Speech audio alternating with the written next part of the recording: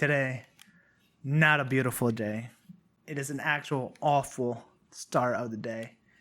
As something I really kind of hold myself. I didn't want to record this video. Kind of had to get my entire day rest.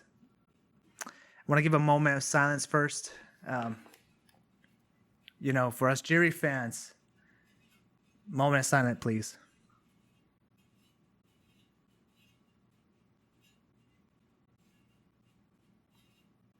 Thank you. It's been rough.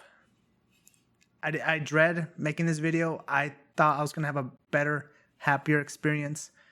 I was ready. I was at the bar. I had buzzed up. Good drinks, good times.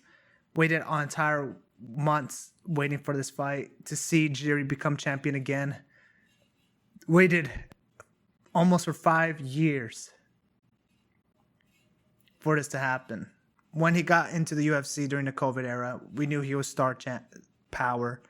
He became a champion. I guess that's our only cope that us Jiří has, because he was a champion. He is still a champion in our heart. But over the weekend, we had one of the worst IQ fumbles I've ever seen in my entire life. I love you, Jiří.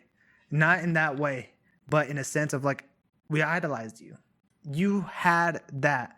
You had that moment where you had him in trouble. His ACL blew. The leg kicks were there.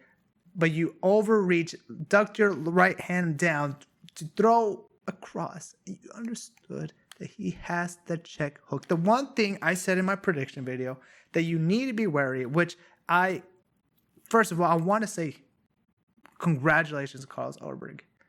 All right, what a beautiful story, become champion, right? You lose one fight, you run through the division, you are on a 10-fight winning streak, you blew your knee out, and you caught the most dangerous guy outside of Bejeda. Look, fortunately, I'm not saying he's lucky. This is his moment. But if it was any other fighter like Bejeda, he would not have gotten caught.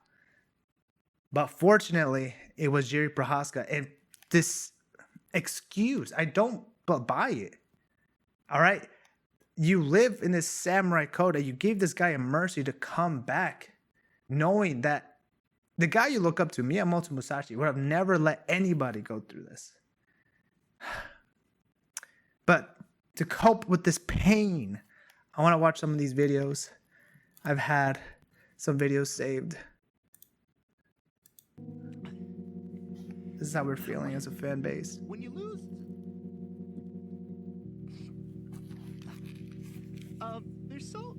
there's so much.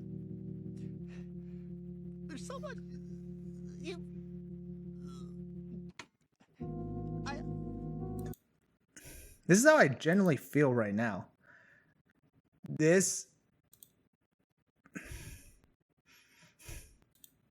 Look, shout out to his birth of his daughter. He has a win this weekend, but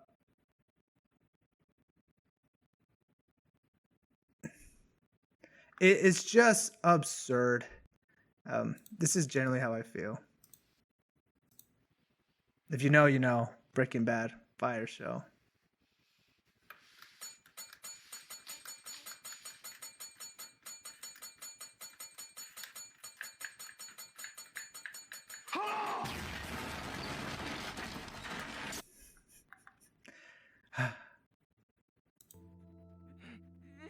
I don't know if I'm gonna get copyrighted over this, but it doesn't even matter.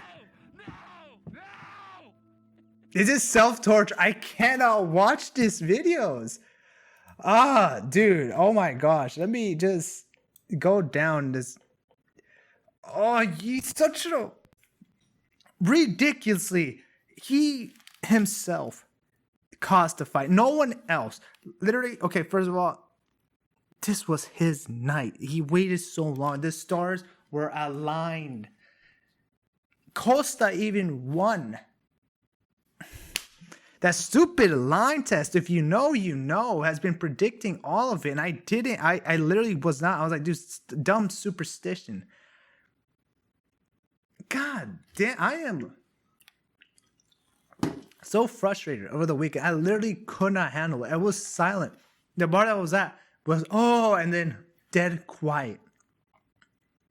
Dead quiet. I mean, look, overall, the card was amazing.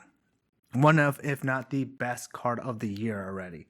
After having a very dog shit quarter of the UFC Paramount, we needed this. Granted, we got the wrong winner of the night to win. Carlos ULBERG should have not won, but he did. And the way he did is still miraculously. It's still a great, amazing story. But the problem now goes, which I will make a following video, and I'm going to release it tomorrow, is the light heavyweight is back on its situation that was when Jon Jones and Daniel Cormier end up leaving the division. We do not have a formidable champion. It was Alex Pereira, lost it, got it back, and now he moved up. To put you in perspective, we have now 8 champions since Daniel Cormier and Jon Jones left the division. 8 light heavyweight champions. It is one of the, and it's crazy to say, like, it's not that it's shallow, but what this reminds me was back in the earlier UFC days when you had that Lyoto Machida, you had Rampage Jackson, you had Rashad Evans, you had Shogun Rua, you had Chuck Liddell, you had Tito Ortiz. Like, they're in that type of era where you had multiple light heavyweight champions. Forrest Griffin was a champion. All right? We are back in that type of era, which any light heavyweight fights against anyone end up losing. There's not a strong champion like a Jon Jones or Daniel Cormier or Alex Pereira. Look, realistically, Alex Pereira could have beaten Carlos ULBERG, and I'm putting my monies on that. But he obviously left, moved up the division, and now we had potentially, this should have been Jiří Procházka's title reign, but it's not. And the worst part, I wish I could say, okay, now we're in a Carlos era. He blew his ACL. He's gonna be out for a year. So now we're back into having another champion.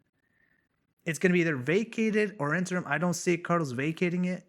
He doesn't have that Jiří, or Jamal did it because Jiří did it first. He's not gonna vacate the belt just because he just got it. And I don't blame him. I don't.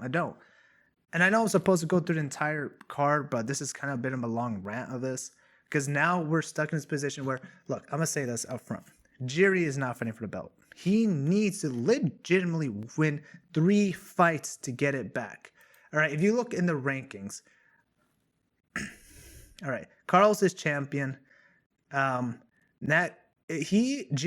needs to fight Magomed Ankalaev. I don't believe it should be for the interim champ or the vacated. I think it should be for the number 1.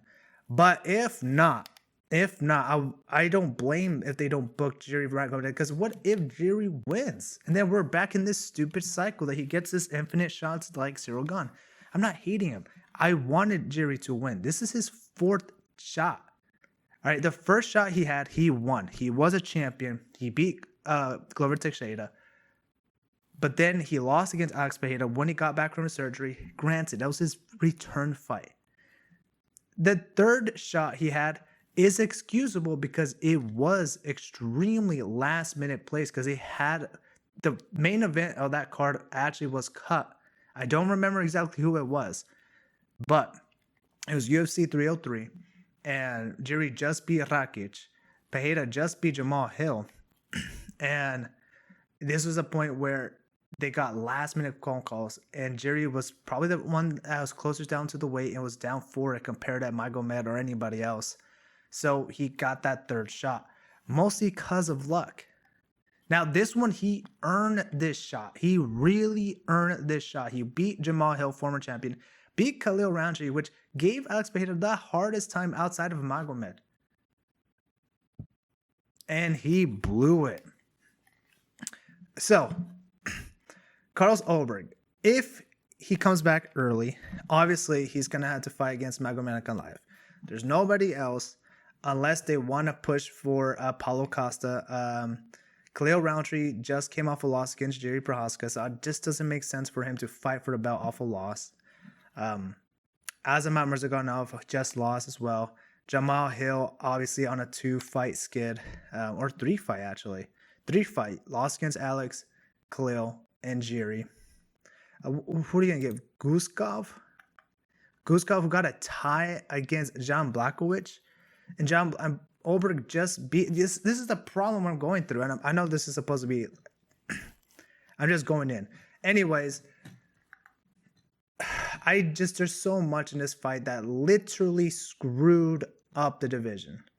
You know, if ULBERG came out healthy without blown knee, you move on. He's out. However, congratulations, ULBERG. Amazing performance. I don't like that people are hating on him because he's bland. Yeah, he doesn't have a huge personality. But damn, he fights really good. And he beat Jiří Procházka. So I'm still going to be watching his fights moving forward. It just sucks that, you know, Jiří's one of our favorite fighters. Just bias. Anyways, I got this prediction wrong. I did pick Jiří to win, but I did mention on their strengths and weaknesses and path to victory, I did say let Jiří come forward and get him checked with the left hook. I did call that. Fortunately, I'm not the only one who said it. A lot of people just knew about it. But we are in the timeline where Carlos is champion.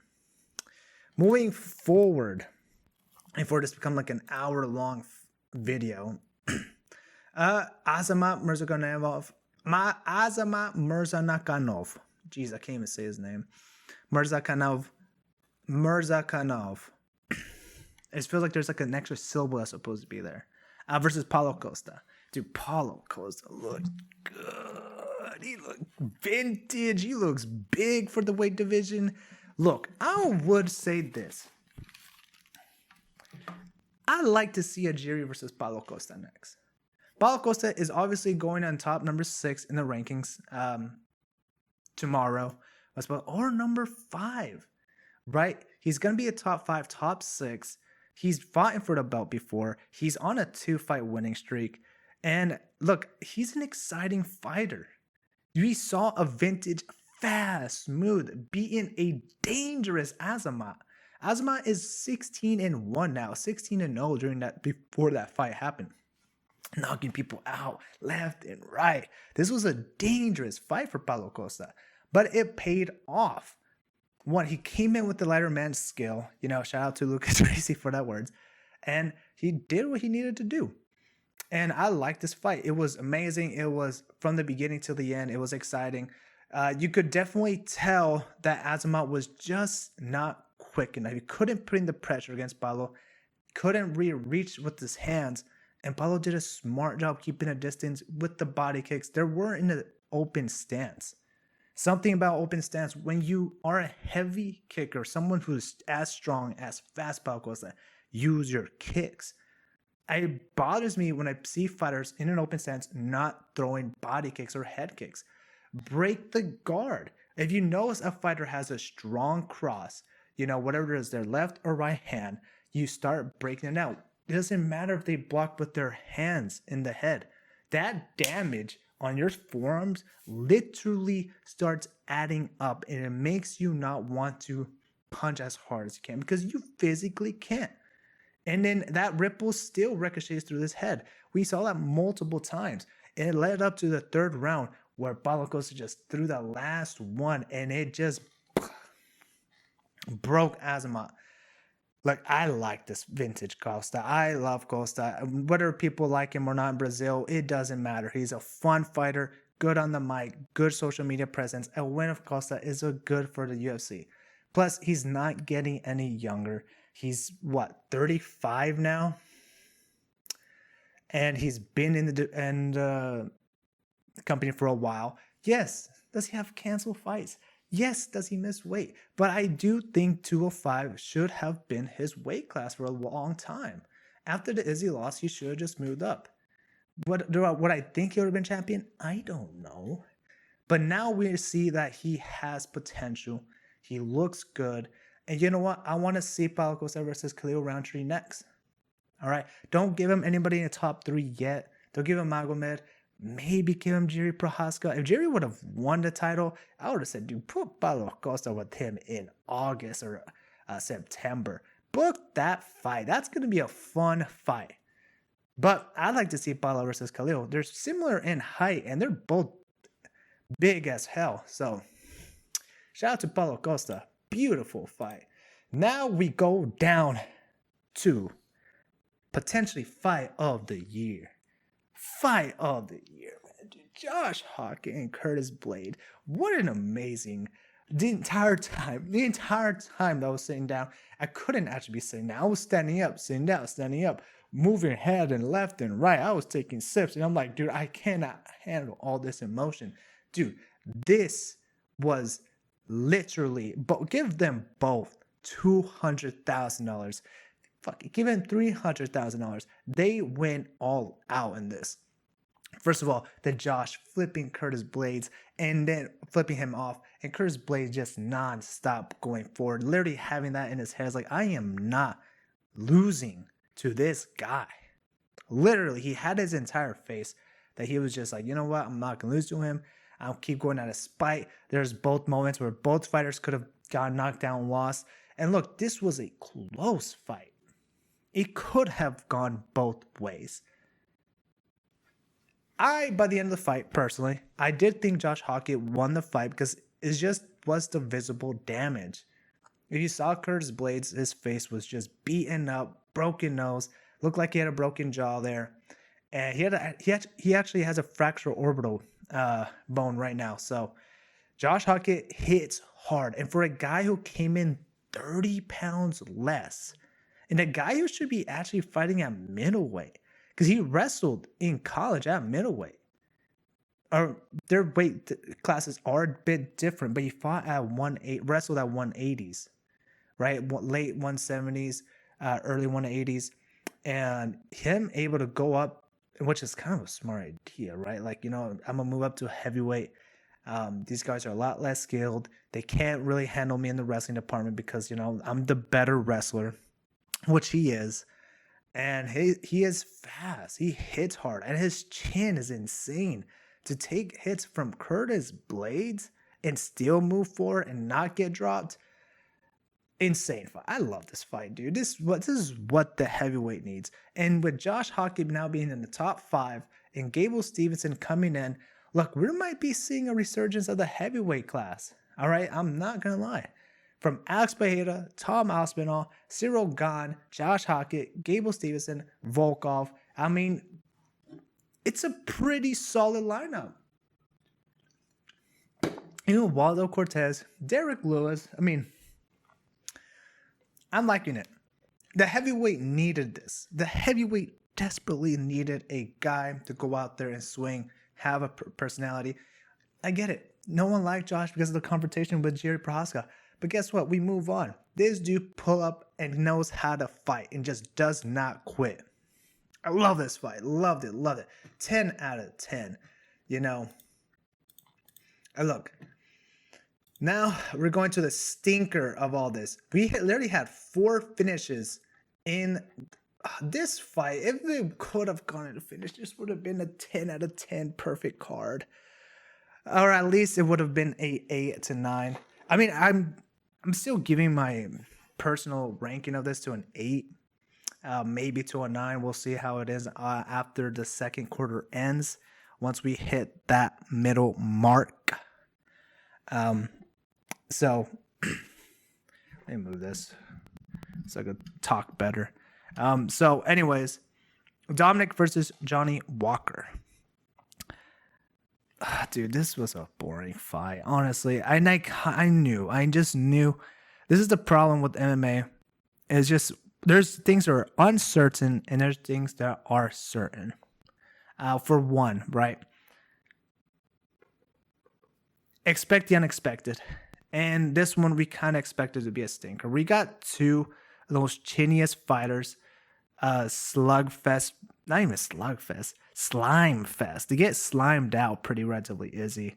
Johnny Walker, obviously notoriously known for his losses to be those goofiest knockouts. Dominic getting knocked out 4 out of his 5 losses. I'm just glad that Dominic did win. I actually thought Johnny Walker won. I think I'm gonna feel that. By the end of the fight, I was kind of mostly on my phone because I'm like, oh, they're just throwing leg kicks. They're not engaging. They're not even trying to wrestle or anything. I just think Johnny Walker tried to shoot one takedown and Dominic easily just stuffed it. And the entire time, like, there wasn't no significant damage. Both of them were fighting very tentative. Dominic, obviously, he's just scared of getting knocked out. Right? And I don't blame him. Like, Johnny does hit hard. And as well as Johnny, he was also worried about getting knocked out. And Dominic also does hit hard too. I didn't like this fight. It was boring. It does nothing to the division. They're both stuck in the exact same place where they're at. They don't move up. They don't move down. Johnny Walker should just retire. I mean, because if you go to heavyweight, he's going to die. He's a big dude, but those guys hit harder. Dominic Reyes should fight Paulo Costa next, maybe. Or Khalil Roundtree. Or Kuskov. And then finally, I'm going to highlight the other fighters as well. Cub Swanson versus Nate Lauder. What a beautiful retirement. I love that for Cub Swanson. The last of the WEC era, has been fighting for 19 years. Literally older than some of the UFC fans. Insane, beautiful finish in the first round. Knocked late Nate multiple times down, and it was a good stoppage because by the end, Nate was trying to wrestle the referee. That's how you know he was completely out. Enjoy his retirement. He had the perfect fairy tale ending. We've been seeing a lot of the old guys retiring at the top, fortunately. And what a beautiful send-off. You know, by the end of that video, kind of wanted to cry because it was like, you know, this dude has been through it all. He is one of the few people to have beaten Dustin Poirier and Charles Oliveira in an insane resume. He's fought in the who's who, the what's what. He is a BMF in the featherweight division. And you know what? I'd like for him to stay retired. I don't want to see fighters come back. But I do think Cub Swanson knows that he is kind of done. He's been there. I mean, his last fight, we thought he should have just retired, but he took the last chance, fought Miami, and guess what? He is able to have a send-off and ride off to the sunset. So, overall, look, I'm just going to say this, and I'm just saying this straight up. I liked this fight card. Really did. Some other highlights of this fight: Aaron Pico versus Pitbull. Aaron Pico was able to get his first dub. He shouldn't be cutting down to featherweight. I think he should go to lightweight. He is just so thin. Like, he is a big dude, but he cuts a lot. He looks extremely dehydrated, even when coming in to the octagon. Amazing wrestling, and he was just dominating Pitbull from the beginning. But there was moments, and when Pitbull cracked, Pico did not respond well. You could tell it took a lot out of him. And he was still able to move forward, have his guard up, and not really engage and be explosive as he did with Murphy. I do think the reason why he was active with Murphy was that he knew Murphy was easy to take down, so he was trying to engage him with the wrestling. And it was his first fight, like, in the UFC, and you had the UFC jitters, but he fought a guy that's fellow Bellator member, battle tested, obviously, and we'll just see what happens. I don't know what Aaron Pico should do. He's going to be in the top 15. Don't rush him. Please do not rush this guy. He's going to get slimed out. Give him someone outside of top 15 again, or in the 15th, 14th area, 12 or 11. Don't give anybody top 10 or top 5. There's absolutely no point rushing him. He's just a new product, a new toy. He has potential to be champion, but just got to work on that chin, man. Just work on defense. Do not get caught. But amazing performance. Did really well. Another highlight, Kevin Holland versus Randy Brown. Kevin Holland won the fight. Almost got the darts. Randy Brown, good defense. Kevin Holland wins is good for the company. Still's moving on forward, and we'll see. I like seeing him at welterweight. He just does well. His frame works well. He's able to outstrike most of the strikers there. Wrestling, always been a problem, but he's been good. He's able to get back up, and Randy, obviously, he's not pretty much a wrestler, but both of them are able to stuff each other's takedowns. And, Kevin Holland, good win versus Randy Brown.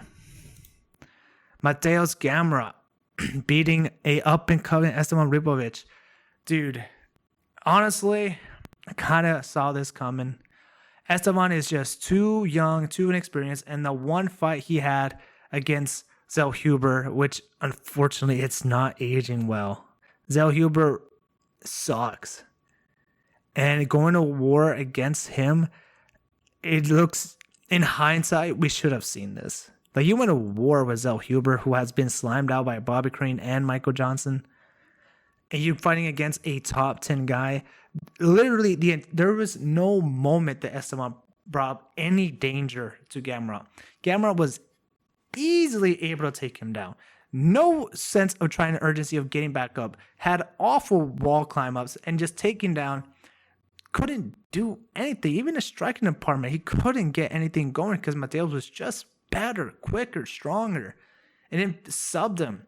And man, dude, Esteban is still, the Unks are so good at gatekeeping for this up and coming that they're kind of almost killing the division, because there are a few who are popping up, but then there's the majority who just can't get to that top 10, top 15. Esteban had a good opportunity to move up, but Mateus Gamrot is him. I'd like to see Gamrot fight against probably someone in the top 15, top 10 before going up to top 5. He's already beaten Arman, but he lost against Charles Oliveira. So Gamrot versus Patty would not be bad. Gamrot versus BSD would not be bad either. Shout out to Tatiana, obviously only having one loss in her career still. And she just absolutely dominated Lupe Godinez. Lupe tried to wrestle her, poor decisions. Like, you're going against someone who's just a better grappler than you. Getting that rear naked, outstriking her on the feet and on the ground with the ground and pounds. This kind of also does look bad in the strawweight division because Tatiana just fought for the belt, got dominated by Zhang. So I don't know who's up next because she's 35 and she doesn't fight that often anymore. She's gotten better since her injuries, but still, if it's once a year, man, it's like, man, the women division is so shallow. This one, Chris Padilla versus Marquez Mederos, they screwed up. Bruce Buffer is washed. Take him out. Just kidding. They had a Padilla winning, but then it got overturned to a majority draw. So, fortunately, they kind of screwed his guys over. Padilla obviously missing weight, and Mederos, making weight. So not only did he lose more money, he didn't get his winning purse either. And the last two, first of all, Charles Radke, pretty much getting canceled, doesn't care. Good win on him. Dude, I feel bad for the Argentinians. They just lost. Both of their fighters that were Argentinians just lost. But shout out to Vicente Luque. Beautiful submission. Kevin Gastelum, get out. You're retired. Done. Just quit. Him making weight was actually surprising. But again, it kind of shows like he's just done. And most people had Gastelum winning. A lot of people had Gastelum winning. I just didn't see like in what retrospect. Vicente Luque had the better grappling submission. Obviously, he was actually able to knock him down. That's actually insane. He had him knocked down, and then he went and subbed him. And like what Vicente Luque said, he was hearing the guys tell him how to defend it. He just adjusted it. That's sometimes a problem when you got people who speak English and you hear what your coach is saying. Man, dude, this doesn't even look right. This looks Photoshop. This looks AI. God damn it, Jiří. Anyways, shout out to amazing card. I give this a 9. As much as I hate the main event, the way it ended, storyline wise, the way it was, got injured, got the belt, beat one of the most dangerous guys ever. And there's a lesson to be learned here. You know, like people say, if Jiří was injured, Carlos would have not given him mercy. But Jiří, for some reason, decided to give him mercy, which he, quote unquote, said he didn't want to engage, he was just hesitant. Like, he was trying to get this picturesque, perfect ending. I'm like, no. Dude is injured, blew his ACL, kick him in the legs, go for a single or a double, whatever. Get him to the ground, start ground and pounding him. He can't get up because his leg is injured. Would have finished the fight there. But he didn't. Anyways, that's pretty much my video today. Kind of depressed. But I will talk about the light heavyweight division moving forward. What's next? And we'll just see coming up. I know this weekend there is another fight going on. Jesus. Upcoming. Burns versus Mallet. I would probably just make a quick prediction on the main event. It's not a good card. It's just gonna be. It's gonna be a sleeper card. I see Burns losing, unfortunately. He's just getting sacrificed to a guy to be in a top 15 for the Canada's promotion. So anyways, but see y'all next time. Oh yeah, take care and peace.